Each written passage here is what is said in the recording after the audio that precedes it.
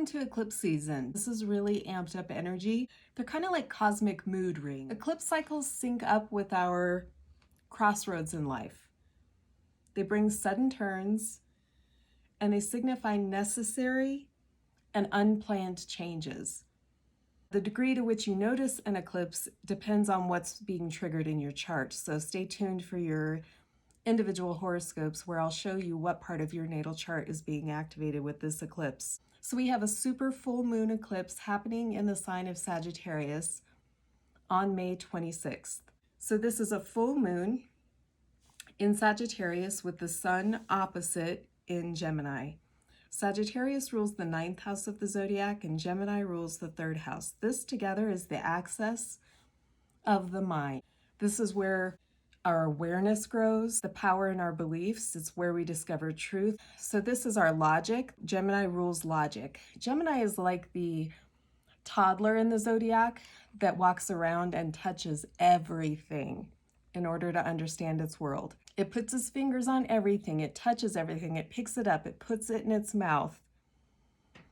So it's just going to walk around and collect everything and touch everything in order to understand where it fits in its world. And then Sagittarius is where we go out and explore. We take all of our knowledge, all that we know in our mind, and use it out in the world. This is our experience. So it's logic versus experience. A full moon is always a time to release something.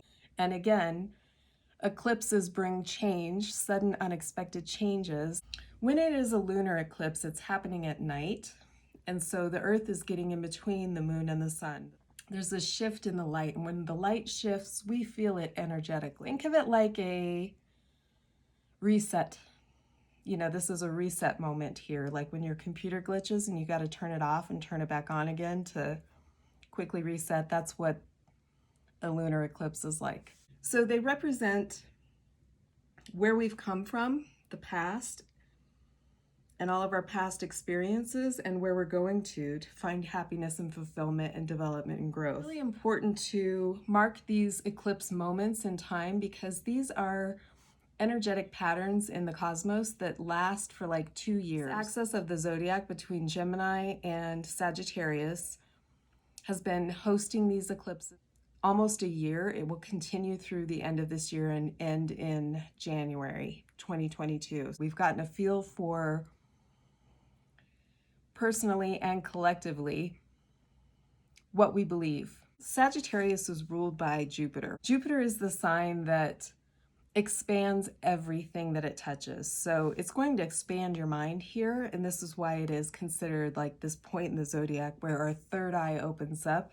Now with the North Node here in Gemini, we're being asked to get grounded here and come back down to earth and come back down to more practical understanding and look at truth from what's in front of our eyes instead of what we believe may or may not be based on higher powers that are dictating what we should or shouldn't believe. Gemini, again, is what you know to be true based on what you glean from the universe every day through what you can touch, read, see, what's in front of your face. This super full moon eclipse happening in Sagittarius, the theme of it is really to let go of what we know, to make room for wisdom to come through, but also in doing so to release our expectations and trust that there are higher powers at work. This is where we begin to trust in the divine and to not overthink things. Gemini is ruled by Mercury. This is the house of communication again. Mercury rules this zone. Mercury rules our mind. It's all of our mental activity. And just after this eclipse, like within days, it goes retrograde. So we're already in the shadow of and feeling all of this retrograde energy, which just makes us slow down and really rethink everything. We don't have to overthink anything, but it gives us kind of a time to review and go over what we know, go over facts, which live down here in Gemini, do our research, find information, and then compare it to what we believe and what we're being given by the information that we're being given to by institutions like the government, religion, higher education, higher authorities. This is all up here in the 9th house. The 3rd house is where we discern our own information. So when we talk about this being the access of truth and awareness, and having an eclipse come in here and shift the energy, the moon is up here, the sun is down here, and the earth is getting in between, in the middle, to reset our perceptions so that we can shift and change and grow. A lunar eclipse is a conclusion. It's a time of, this says, conclusions are within reach. This is what a full moon eclipse brings. Sagittarius is where our plans and our aspirations for the future can suddenly change because of this eclipse. It's also being triggered by Pluto, Uranus, Saturn. They're still squaring each other. Uranus is the future, inventive, new ways of thinking and doing things. Saturn is the old guard. Saturn is institutions that all live up here, and the old ways of thinking. So we are being triggered here by this south node. We can't let the old ways in our past hold us back from moving forward in the future. We also have Jupiter, who naturally rules Sagittarius. Jupiter is the planet, again, that brings expansion and growth to us. It magnifies anything that it touches. So there's a lot of emphatic energy around our beliefs here. So this is where dogmatism and all of that stuff lives, because Jupiter's like, hey, whoa, let's just blow it up and make it bigger than what it really is. Jupiter is together with Neptune, which is often referred to as the planet of confusion, but really, Neptune brings about confusion and illusion in order to show you what's real. In the bigger picture of things, which is what Sagittarius is really wanting us to get to, the moon is asking us to reset here and figure out what our beliefs are, what perceptions are we shifting and changing based on information that we're gathering,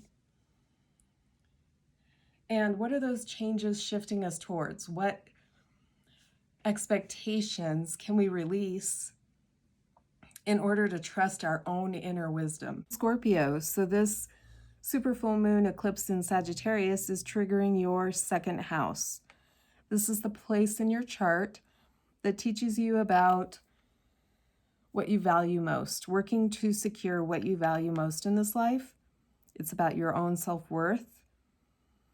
And again, eclipses are shifting points. They are crossroads. They're opening you up to a new perspective that's going to help you grow and develop. This part of your chart also rules money and how you earn money. The North Node in Gemini here is really asking us to come back down to earth, get out of the high-minded thinking here that's, at a higher plane, and bring us back down to earth. What shifts have you noticed since the new moon eclipse in Sagittarius that occurred back in December? What's changed for you since then in the realm of your worth, your money, your work, how you feel about yourself and what you do in this world? And what needs to change here in order for you to really feel free? This eclipse energy along this axis here of truth and inner wisdom is going to carry us through until January. It's really asking you to let go of what you know in order to make room for wisdom to flow through here. You really have to release your own expectations and trust that the divine is at work without overthinking things. Stay grounded in what you value at the same time. So be prepared for shifts and changes, new perspectives and new ways of thinking that are elevating your levels of faith and understanding, that are all propelling you towards growth. Things are coming to a conclusion here. Full moon lunar eclipses are emotional energy, and it's when something changes or ends suddenly of an emotional nature. Here, it closes down a cycle and opens you up for something new. And this is triggering your work zone here. This is your value, your money, how you earn your money, how you feel about yourself. All that you value and what is worth the most to you is being highlighted. So pay attention to the cycle, go with the flow, and thanks for tuning in.